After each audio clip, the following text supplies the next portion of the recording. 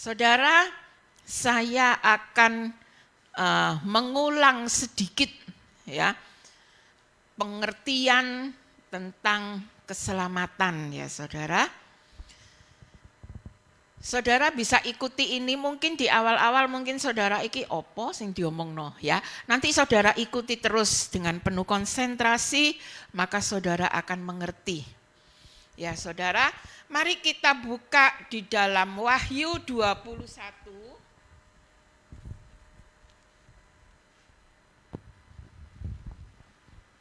Wahyu 21 ayat yang ke-10.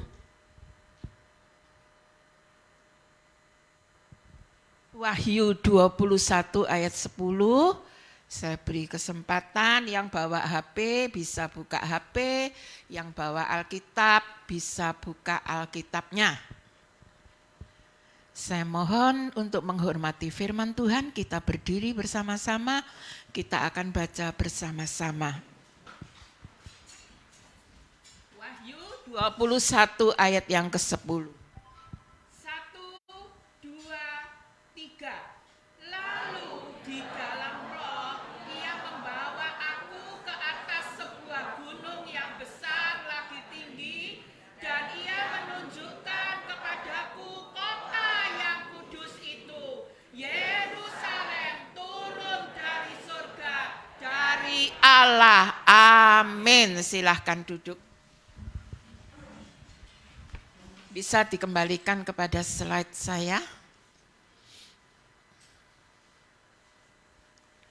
Ya, saudara, di dalam Wahyu 21 ayat yang ke-10 yang sudah kita baca ini, dikatakan bahwa sorga itu kudus. Yerusalem baru itu kudus. Next. Untuk masuk surga yang kudus itu, kita harus ikut standarnya Tuhan. Dan bukan Tuhan yang menurunkan standarnya untuk kita. Ya, untuk masuk surga yang kudus itu, sebelumnya saya tanya dulu. Setelah kita baca Wahyu 21 ayat 10, apakah kita yakin bahwa surga itu kudus? Untuk masuk surga yang kudus itu, kita harus ikut standar Tuhan. Bukan Tuhan yang harus menurunkan standarnya untuk kita. Next. Adakah di dunia ini orang yang kekudusannya sempurna? Tidak ada seorang pun. Saya ulang. Adakah di dunia ini orang yang kekudusannya sempurna? Kudus, suci. Orang Jawa Timur kalau bilang ya sebetulnya cukup suci gitu aja. Tapi gak mantep nek gak dilakokno sawucuwi. Nah, tidak ada. Cari kemanapun tidak ada di dunia ini orang yang kekudusannya sempurna. Next. Kalau begitu tidak ada orang yang bisa masuk surga. Karena terlalu tinggi standarnya. Mungkin ada yang bertanya, kalau begitu tidak ada orang bisa masuk surga karena standarnya terlalu tinggi, standarnya Tuhan. Nah, saudara ikuti terus khotbah pagi hari ini. Next. Saudara, lihat di sini. Kalau orang yang kekudusannya sempurna itu tidak ada di dunia ini. Tapi kalau ada orang yang mengejar kekudusan itu ada enggak saudara di dunia ini? Kalau saudara cari orang yang kudusnya sempurna, sawucipol, sempurna enggak ada. Tapi kalau di dunia ini saudara cari orang yang mengejar kekudusan, ada. Next. Mengapa saya berani katakan ada di dunia ini orang yang mengejar kekudusan? Karena ada ayatnya. Mari kita baca di dalam Wahyu 22 ayat yang ke-11. Wahyu 22 ayat yang ke-11. Saudara bisa buka HP saudara atau Alkitab saudara. Wahyu 22 ayat yang ke-11. Sudah dapat semua, saya akan bacakan. Barang siapa yang berbuat jahat, biarlah ia terus berbuat jahat. Barang siapa yang cemar, biarlah ia terus cemar. Dan barang siapa yang benar, biarlah ia terus berbuat kebenaran. Barang siapa yang kudus, biarlah ia terus menguduskan dirinya. Kembali ke LCD saya tadi. Saudara, ini ayatnya kok belereng ya. Di dalam Wahyu 22 ayat 11 dikatakan, yang cemar, yang jahat, itu terus naik kecemarannya, kejahatannya. Dan yang menuju kekudusan, dalam Wahyu 22 ayat 11 dikatakan, terus naik, kekudusannya terus naik, terus naik, terus naik. Ini ayat firman Tuhan kalau ngomong, itu berarti ada. Tidak mungkin hanya sekedar ditulis, ngebek-ngebeki Alkitab, dongeng yang tidak ada kenyataannya. Semua ayat yang tertulis dalam firman Tuhan, sekarang atau yang akan datang pasti digenapi. Kalau ditulis ada orang yang cemar tambah cemar, ada orang yang kudus tambah kudus, itu pasti ada. Saudara bisa lihat, melalui apapun juga di tempat kerja, di gereja, dimanapun saudara berada, dalam perkumpulan teman, dalam perkumpulan keluarga saudara, saudara akan menemukan dua orang ini. Yang cemar, yang jahat bertambah jahat, yang kudus bertambah kudus, ini ada.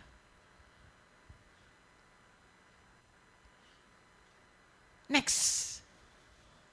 Jadi di dunia ini tidak ada orang yang kekudusannya sempurna. Tetapi di dunia ini ada orang yang sedang menuju kekudusan. Dan nanti kalau Tuhan datang, maka yang menuju kekudusan ini akan disempurnakan menjadi kudus yang sempurna. Next. Di dunia ini tidak ada orang yang super kudus.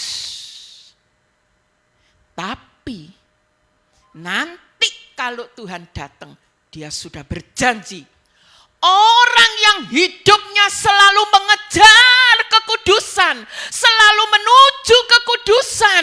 Kalau Tuhan datang, orang ini akan disempurnakan menjadi kudus yang sempurna. Sedangkan orang yang selalu hidupnya menuju kejahatan, menuju kecemaran, kalau Tuhan datang tidak akan disempurnakan.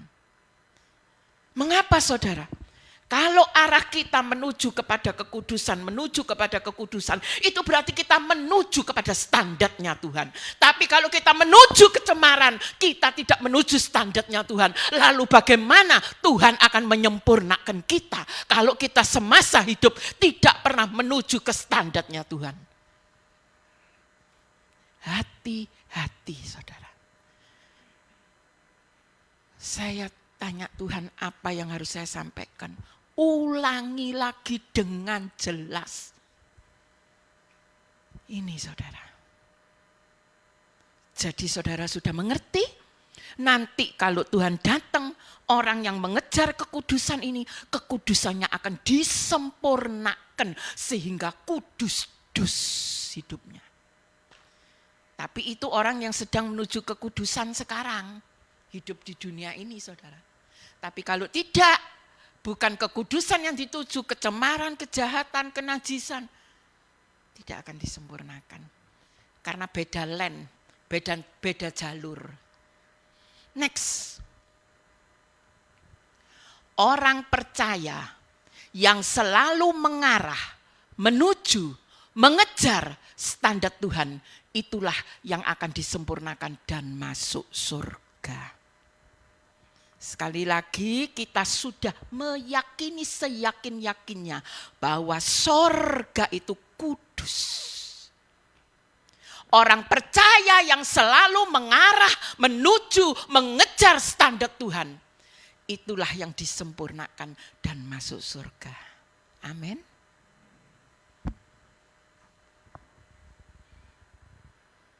Next. Saudara, kita semua telah mengerti apa itu anugerah keselamatan.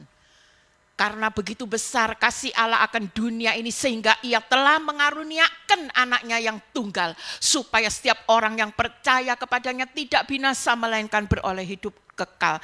Kalau kita kembali ke depan, kalau gitu tidak ada orang bisa masuk surga karena standarnya Tuhan itu tinggi. Allah berikan putranya yang tunggal. Anugerah keselamatan bagi semua orang. Tapi next. Anugerah keselamatan ini ada yang menolak. Ada juga yang menerima tapi tidak dikerjakan. Ada yang menerima dan dikerjakan. Ada 3 macam, saudara. Kalau gitu tidak bisa masuk surga karena standarnya tinggi, kudus. Oh, Allah sampai rela berikan anaknya yang tunggal mati di kayu salib. Supaya kita ini terima anugerah keselamatan. Supaya bisa masuk surga. Tapi ada 3 tipe orang. Yang pertama menolak. Yang kedua, menerima anugerah keselamatan itu. Tapi tidak dikerjakan. Artinya, aku percaya Yesus mati di kayu salib untuk menebus aku dari dosa-dosa, untuk membebaskan aku dari dosa. Aku percaya, aku terima dia sebagai juru selamat. Tapi hidupnya tetap mencuri, tetap sombong, tetap jahat, tetap melakukan kecemaran. Bisakah ini masuk surga yang kudus walaupun dia sudah menerima anugerah keselamatan? Tapi tipe yang ketiga, ada orang yang menerima anugerah keselamatan itu dan dikerjakan dari hari ke hari sampai nanti Tuhan turun datang ke dunia ini, kita disempurnakan. Next.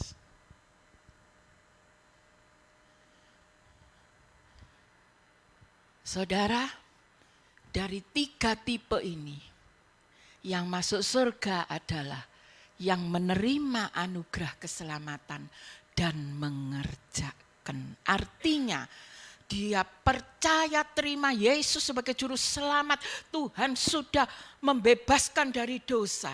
Dan ketika iblis mulai membujuk rayu untuk berdosa, dia berjuang untuk mengejar standarnya Tuhan.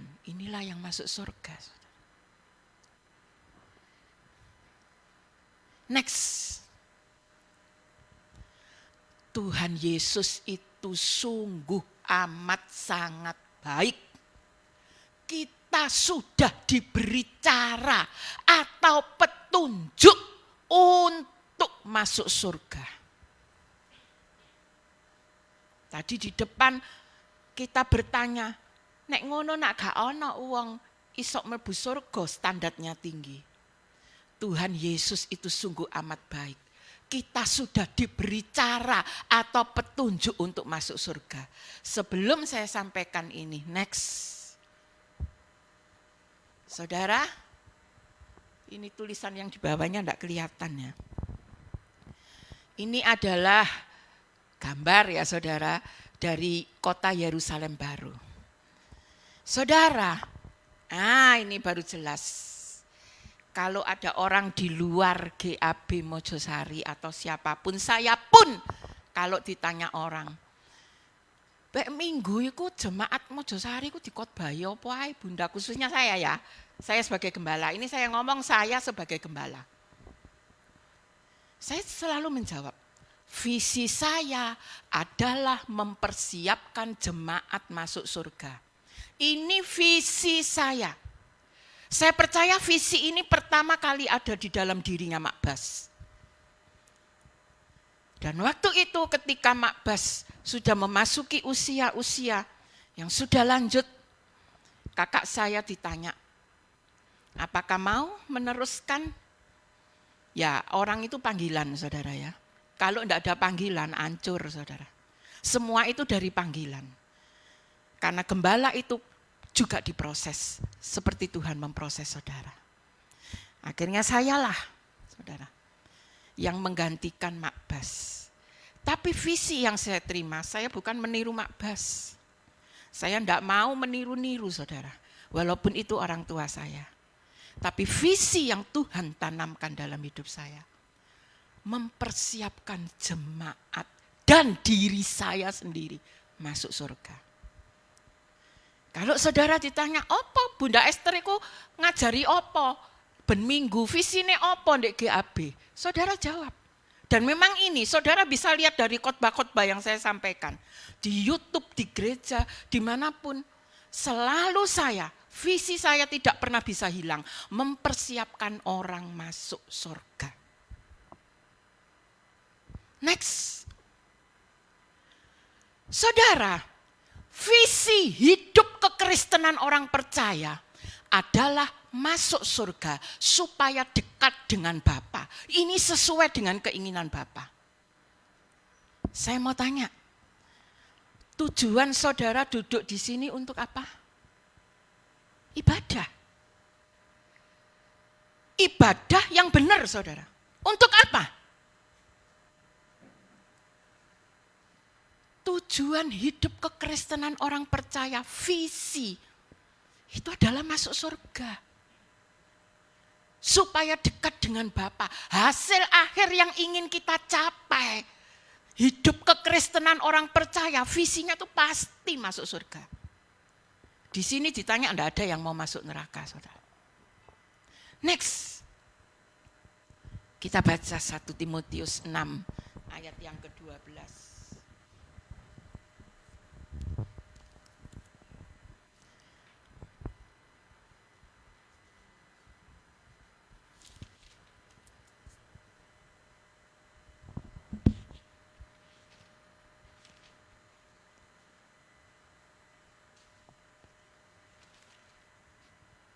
1 Timotius 6 ayat yang ke-12.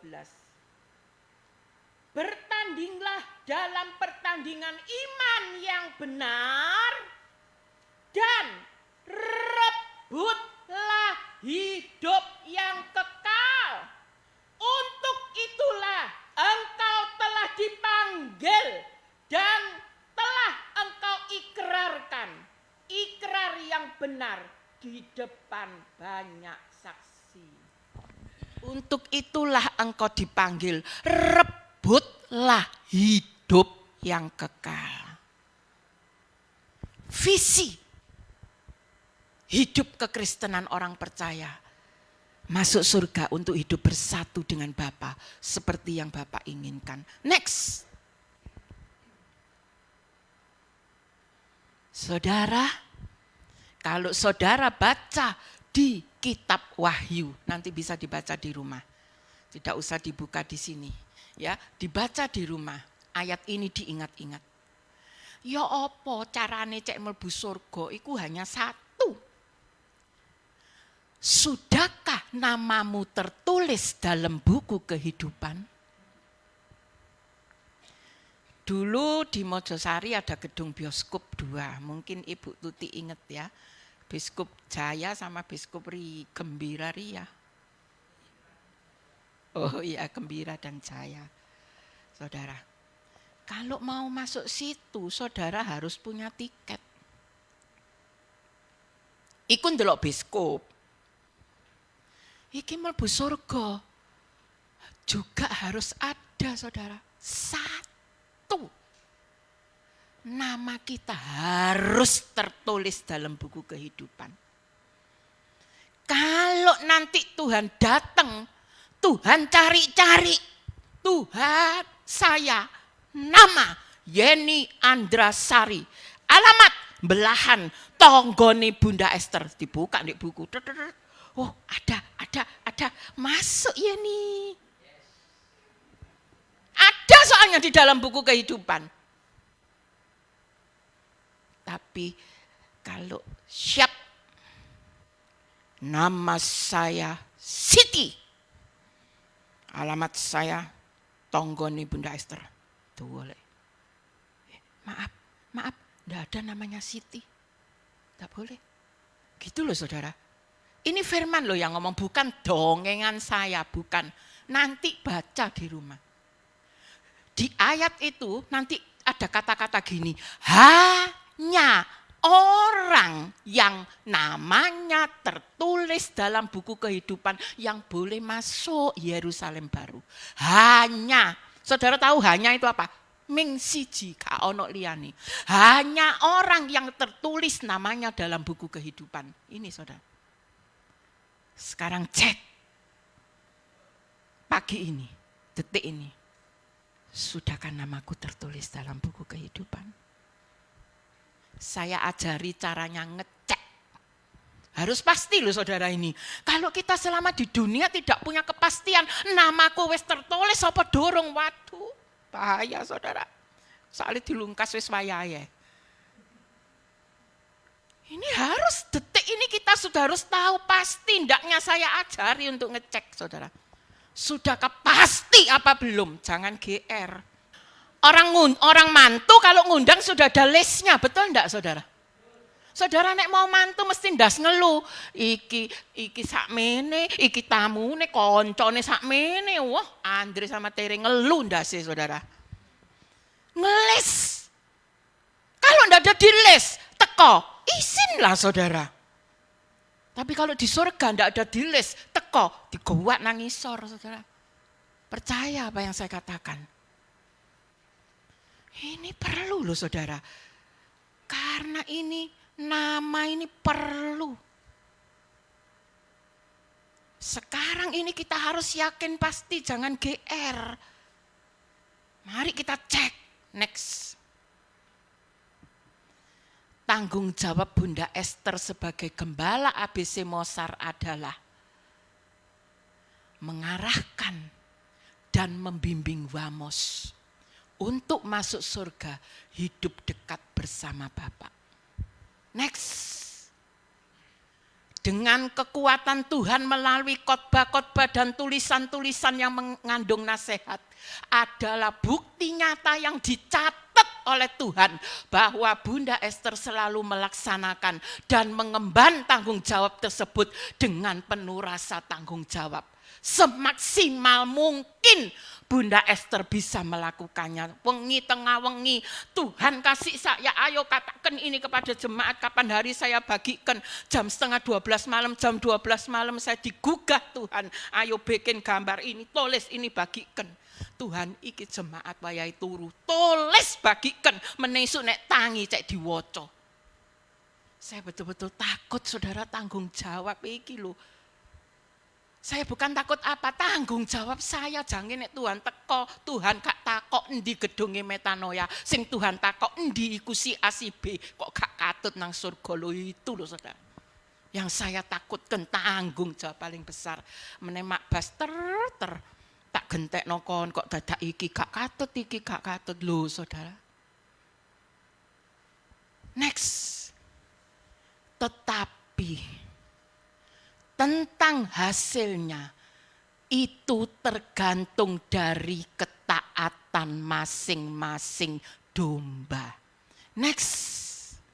Dan tentang hasil itu Tuhan tidak pernah menuntut kepada Bunda Esther. Karena Tuhan memberi kehendak bebas kepada setiap orang untuk memilih taat atau tidak taat. Yang jelas-jelas saya dapatkan dari Tuhan. Tuhan menuntut tanggung jawab saya untuk menyampaikan. Tapi Tuhan sudah berulang-ulang kali, karena saya sebagai gembala. Terkadang saudara, ada rasa sedih itu mesti ada saudara ya. Mesti ada. Tuhan, iki ya apa, iki ya apa. Tuhan katakan, hei anakku, setiap orang selalu kuberi kehendak bebas. Free will untuk memilih mau taat atau tidak taat. Next. Dan juga Bunda Esther menyadari bahwa respons penerimaan tiap-tiap orang atau tiap domba itu berbeda-beda. Contoh, Bunda Esther mengatakan kita harus setiap hari metanoia, setiap hari harus banyak doa, harus dengar ibar, harus memuji menyembah kalau malam, harus bawa Alkitab buku bagi yang sikonnya memungkinkan dan lain-lain. Next. Maka respon jemaat ada dua macam. Ada yang menerima dengan mentah-mentah dan langsung melakukan. Ada yang masih mempertimbangkan dan memikir-mikir dulu, serta menyelidiki dulu benar atau salah. Dan ada yang mempertimbangkan penting atau tidak penting untuk diri sendiri. Next.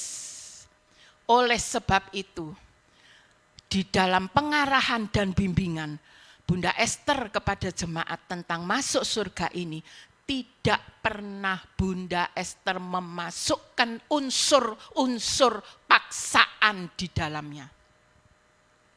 Saudara bisa lihat, saudara bisa buktikan, saudara bisa cross check apa yang pernah saya bagikan semua. Tidak ada unsur paksaan di dalamnya.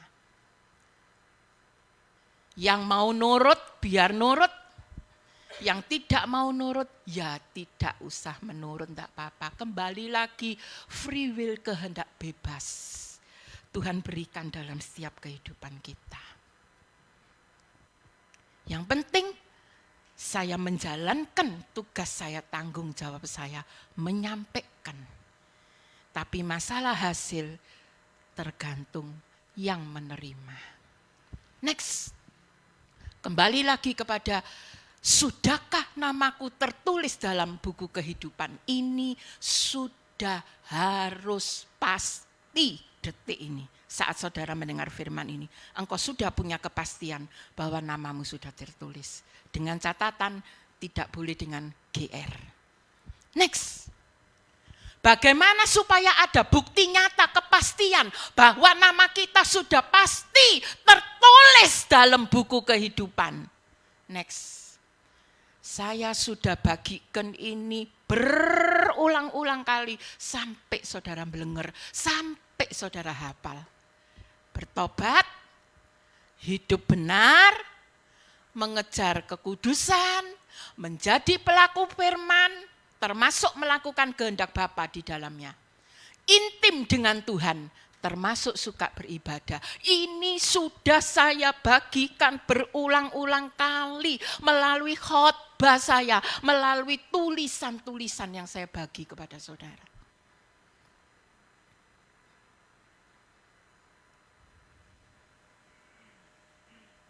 Ini bukti loh saudara. Kalau saudara tidak bertobat, kemudian saudara ngomong namaku tertulis dalam surga, mohon maaf, tanda tanya besar. Semua itu butuh bukti untuk memastikan. Saudara bilang, oh ibu ini, si A ini akan saya bawa ke pengadilan. Apa oh? Soalnya dia nyolong bojoku. Buktinya apa? Ya gak ono sih sakjane buktine lho, fitnah lho saudara. Nanti saudara yang menggantikan dia duduk di dalam tahanan. Gak ono buktine kok. Tapi nek saudara duwe buktine ono surate nang bojone, kecekel saudara surate. Terus mari ngono, ono buku tabungan di bojone transfer ke si A sekian-sekian untuk beli lipstik. Saudara pegang bukti yang kuat. Itu namanya bukan fitnah. Lah kalau hidup kita sehari-hari tidak menuju pertobatan, apakah itu bukti bahwa nama kita tertulis dalam buku kehidupan? Jangan GR saudara, mohon maaf. Pedes sekali apa yang saya katakan. Tapi ini untuk supaya saudara bisa masuk surga. Kalau Kalau semasa hidup kita tidak pernah mengejar hidup benar, tidak ada orang sempurna, tidak ada orang benar di dunia ini, tapi mengejar, mengarah kepada hidup benar. Sudahkah? Kalau engkau belum, apakah itu tidak meragukan bahwa namamu tertulis dalam buku kehidupan? Waktu saya menyampaikan 5 hal ini semua ada ayat dasarnya. Saudara bisa periksa kembali catatan-catatan khotbah saudara. Gambar-gambar, tulisan-tulisan yang saya bagikan. Semua ini ada ayatnya. Saya tidak pernah berani ngomong tanpa ayat. Bahkan saya sertai bahasa aslinya supaya kita tidak salah tafsir. Karena ini keselamatan. Saya tidak mau salah. Saudara. Next. Bagaimana supaya 5 hal ini terjadi? Next. Yesus katakan. Nanti dibaca di rumah, ayatnya sekarang ditulis. Lukas 13 ayat 24. Yesus katakan. Yesus sendiri yang ngomong. Kalau saudara baca di Alkitab elektronik dicetak dengan huruf merah. Itu berarti perkataan Yesus. Yesus sendiri katakan kalau engkau mau masuk pintu sempit, caranya hanya satu, berjuanglah. Apa itu pintu sempit? Saudara mengerti tanpa harus saya katakan berulang-ulang kali. Tuhan katakan hanya satu cara, Yesus katakan hanya satu caranya untuk masuk pintu sempit, berjuang. Kenapa firman Allah katakan yang masuk pintu sempit sedikit, yang masuk pintu lebar banyak? Yo caranya ini saudara yang bikin orang wegah masuk pintu sempit. Berjuang itu ndak enak. Daripada angel-angel berjuang, wis masuk pintu lebar ae ora usah berjuang. Saudara masuk pintu lebar dengan klesetan, golong, koming, gowo, koper bisa pintu lebar. Tapi kalau saudara masuk pintu sempit seperti saya gini gemuk kudu miring saudara. Miring, iki berjuang loh saudara, miring iki cek iso mlebu. Tuhan sudah katakan, Yesus sudah katakan hanya satu caranya masuk pintu sempit, berjuang. Next. Cara masuk pintu sempit hanya satu, berjuang. Next. Kata berjuang dalam Lukas 13 ayat 24 yang diomongno sama Yesus tadi, dalam bahasa aslinya sudah pernah saya bagikan. Agonisomai. Jangan diingat siomenya aja saudara. Lek siomay hauje. Di kulkas ada 2 pak saudara. Tapi saya enggak tahu. Soalnya mek 2 pak. Kalau somai mah hojek, tapi kalau agoni somai, berjuang saudara. Itu bukan somai yang hojek. Agoni somai adalah memasuki pertandingan, bertanding dalam gelanggang olahraga, berusaha keras dengan semangat yang luar biasa untuk mendapatkan sesuatu. Inilah agoni somai. Memasuki pertandingan, gelanggang olahraga, berjuang keras untuk mendapatkan sesuatu. Next. Berjuang seperti dalam gelanggang pertandingan. Agonisomai itu bukan berjuang seperti di tempat latihan, bukan. Dikatakan tadi gelanggang pertandingan yang sudah berada di dalam pertandingan itu berarti sudah bukan latihan lagi. Beda. Gelanggang pertandingan dengan tempat latihan itu beda. Kalau di latihan masih bisa salah-salah, diajari, diulangi, kita masih bisa. Tapi kalau sudah di gelanggang pertandingan, sekali salah, hancur. Agonisomai itu bukan berbicara tempat pelatihan, tapi berbicara berjuang di gelanggang pertandingan. Itu agonisomai. Sudah bukan di tempat pelatihan lagi. Next.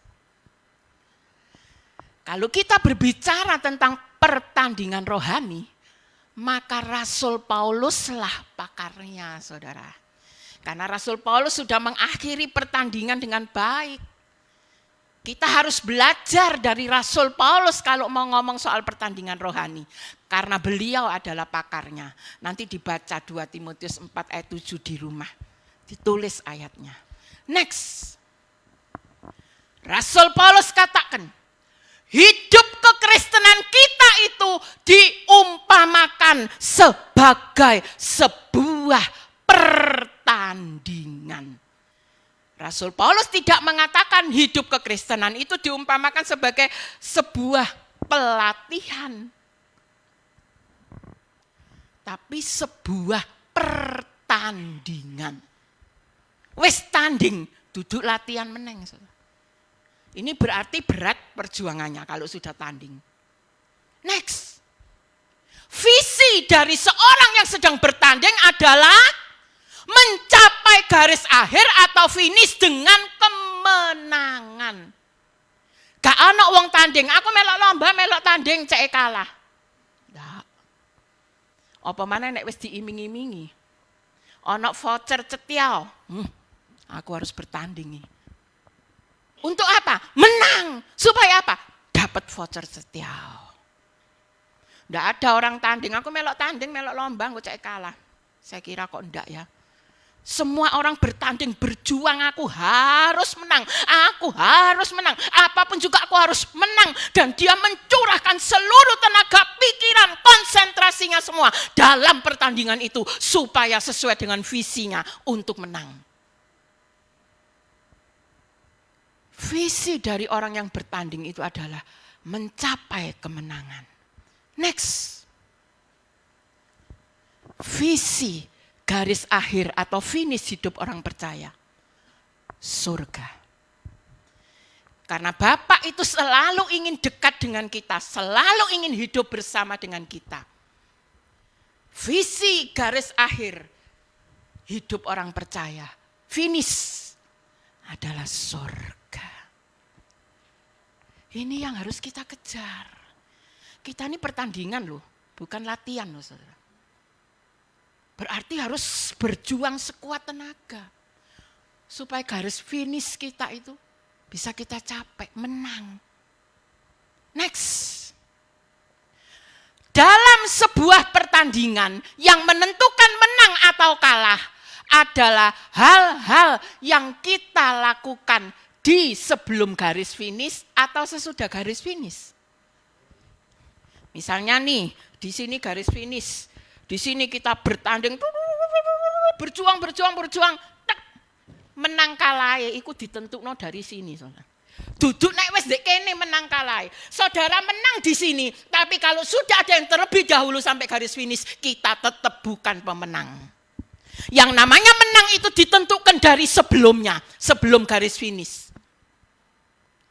Itu yang menentukan. Kita masuk surga atau tidak, ya sekarang ini, belum garis finish ini yang menentukan. Next. Hal apapun yang kita lakukan di setelah garis finish, entah itu koreksi, pembetulan, dan lain-lain, itu sudah tidak berlaku, sudah terlambat karena sudah goal. Tuhan, bukakan aku pintu. Deloken maneh buku kehidupan iku. Koreksian maneh Tuhan. Koreksian maneh. Kalau Tuhan sudah bilang tutup ya tutup. Siapa yang membuka pintu, saudara? Hal apapun yang dilakukan sesudah garis finish tidak ada artinya. Yang belum ini loh. Next. Jadi sebelum garis finish ini adalah hidup di dunia sekarang. Next. Hidup kita yang sedang kita hidupi sekarang ini penting, tak kei pentung telu di belakangnya. Penting karena menentukan finish kita, menang atau kalah, masuk surga atau masuk neraka. Hidup sekarang ini penting. Kita harus berjuang agonis somai, berjuang di gelanggang pertandingan. pertandingan, bukan di tempat pelatihan. Jangan main-main dengan hidup kita sekarang, saudara. Apalagi kedatangan Tuhan sudah sangat dekat sekali. Penting, hati-hati saudara. Kerjakan 5 hal yang di depan yang saya tulis tadi. Next. Kalau kita memilih hidup kekal di surga, maka hal-hal yang kita lakukan di hidup yang sekarang ini harus mendukung visi kita, agar visi kita untuk hidup kekal di surga itu tercapai. Untuk mencapai visi harus ada dukungan. Apa dukungannya? Hidup kita selama di dunia ini harus mendukung visi kita supaya tercapai. Next, inilah yang saya maksud bahwa hidup kita yang sekarang kita hidupi ini benar-benar penting.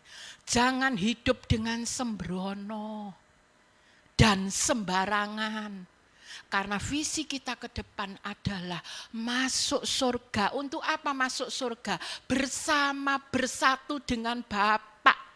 Bapak itu dengan kita cinta, kita dengan Bapak cinta. Karena kita mengasihi Bapak, kita memilih masuk surga. Saudara punya pandangan nih, Bapak, cowok-cowok punya pandangan. Iku arek ayu. Sawoke ayu. Wis pendeke aku kudu iso ngolehno. Arek situk iki pendeke wis aku kudu iso ngolehno. Mulai gereja, ayo tak terno. Oh, aku ndak akan berhenti, aku harus tetap berjuang sampai arek iku gelem tak terno.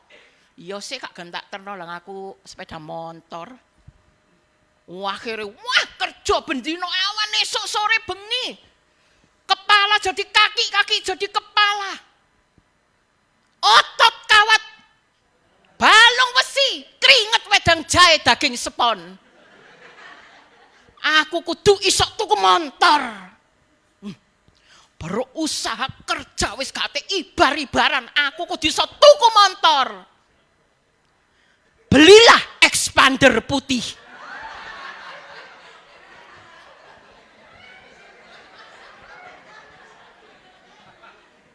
Terima kasih Yanuar yang ganteng. Bunda wis dijak bolak-balik numpak expander putih. Expandere teko. Tak antar pulang ya, tak antar. Oh iya kok, mau kok. Sapa iku durung ana? Aku durung tahu ketok areke. Apa saudara? Berjuang yo. Visi ini ku mangenekno arek iku saudara. Sampai kerja gak karu-karuan, rambutnya sampai jerabut kabeh. Perlu nih cek iso tuku motor memenuhi visinya. Lu kita tuh masuk surga juga harus gitu loh saudara. Malah harus lebih dari itu. Itu visi utama kita, keselamatan. Kalau tadi ngomong masalah jodoh saudara, kalau ini keselamatan seumur hidup. Next. Ada 2 hal penting yang Rasul Paulus tuliskan agar menang dalam gelanggang pertandingan. Ini kita harus belajar. Soalnya Rasul Paulus ini pakarnya saudara. Ada 2 hal penting. Dan 2 hal tersebut adalah seperti yang Yesus katakan. Untuk masuk pintu sempit harus berjuang. Next. Adapun 2 hal tersebut adalah next. Sudah pernah saya bagikan. Treho dan dioko. Apa itu treho? Apa itu dioko? Embobun, lali aku. Padahal sudah sering saya bagikan saudara. Rasul Paulus menulis ada 2 caranya menang dalam pertandingan. Oh Pak Pang saya nulis wajin. Ditulis langsung treho, dioko, bagus. Saya kemarin dulu dikasih siombak sama Bu Pang saudara. Yang enggak dikasih jangan iri mergane duduk tonggone. Aduh nek kate ngirim saudara. Haujek siombaknya. Saudara, 2 hal. Treho dan dioko, tulis ayatnya. Nanti baca di rumah supaya tahu apa itu treho, apa itu dioko. Next. Saya ulang. Treho adalah, ditulis ya Pak Pang. Treho adalah berusaha dengan kuat, menggunakan kekuatan untuk memperoleh sesuatu, mengarahkan tenaga itu adalah treho. Harus mengarahkan tenaga untuk memperoleh sesuatu. Itu treho. Next. Misalnya,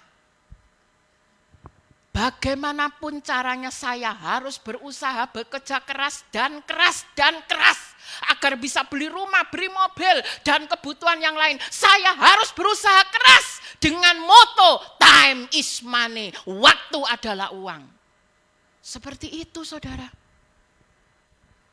Berjuang, berusaha keras, keras, keras dan keras. Untuk visi bisa tercapai. Next, sekarang yang satunya dioko.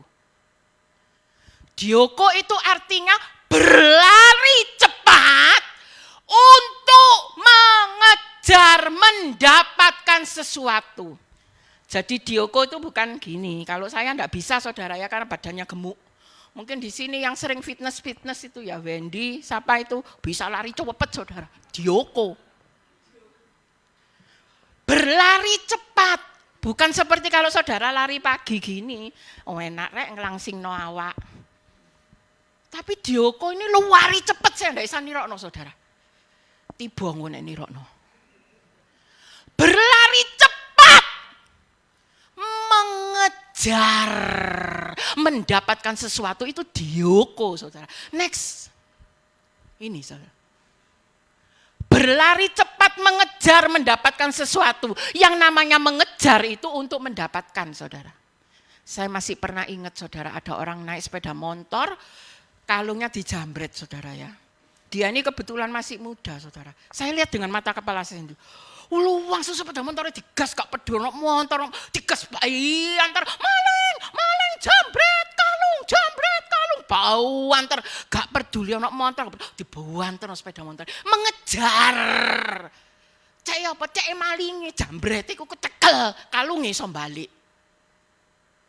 Mengejar itu, yang namanya mengejar itu. Wali apa pokoknya nguber itu untuk mendapatkan sesuatu. Lek saudara nguber, apa sih diuber? Gak ono.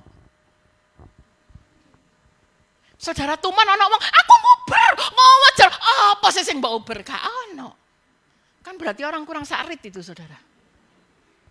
Yang namanya nguber itu mesti ono tujuannya sing kate didapat diuber, mengejar. Itulah dioko. Mengejar kekudusan. Ada ayatnya, saudara.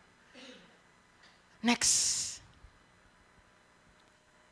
Kalau yang Yesus katakan dalam Lukas 13:24 tadi, agonisomai. Next. Jadi, agonisomai, berjuang, treho, dioko, berjuang dengan sekuat tenaga. Next, berjuang untuk apa? Yesus katakan engkau masuk pintu sempit harus berjuang. Paulus katakan dalam pertandingan engkau harus treho, dioko. Untuk apa? Berjuang untuk apa? Next, supaya nama kita tertulis dalam buku kehidupan. Sehingga kita bisa mencapai visi kita yaitu masuk surga. Sehingga bisa hidup dekat bersama Bapa. Jadi jangan saudara tanya, nek ngono gak ana wong iso mlebu surga karena standarnya tinggi. Sudah saya jabarkan sampai ndromus saudara. Alisku sampai belobor kena keringet. Sudah saya jelaskan sedemikian rinci dan menurut saya penjelasan saya sudah jelas. Ya apa carane mlebu surga? Ya apa carane mlebu surga? Harus nama tertulis dalam buku kehidupan. Ya apa nama tertulis dalam buku kehidupan? Harus agonisomai, treho, dioko. Ingat 3 ini. Wamos. Kalau engkau menjadi wamos, wajib ingat 3 ini. Dan artinya agonisomai, treho, dioko. Tadinya metanoia menoperipateo, sekarang saya tambahi. Nanti nek saudara sudah apal 100 bahasa Yunani dadi pendeta kabeh. Nah, dikirim Tuhan baru nanti. Jemaat baru. Nanti Ibu Marta di depan khotbah, saudara-saudara dioko, treho. Oh, Ferik tola-tole. Wih, mama rek. Kalah aku. Saudara, Amos wajib mengingat 3 perkara ini. Apa itu agonisomai, apa itu treho, apa itu dioko. Harus dihafal, saeja-ejaane jangan keliru nulis. Engkau mari ngono agonisomai ditulis somai. Iki sapa sing ngomong Bunda Esther, mateng aku. Dimarahi dosen saya nanti, Saudara. Ejaannya harus benar, ditulis, dihafalno. Kalau saudara ingin berjuang, namamu tertulis dalam buku kehidupan. Dan itu bukan hanya GR, tapi ada buktinya.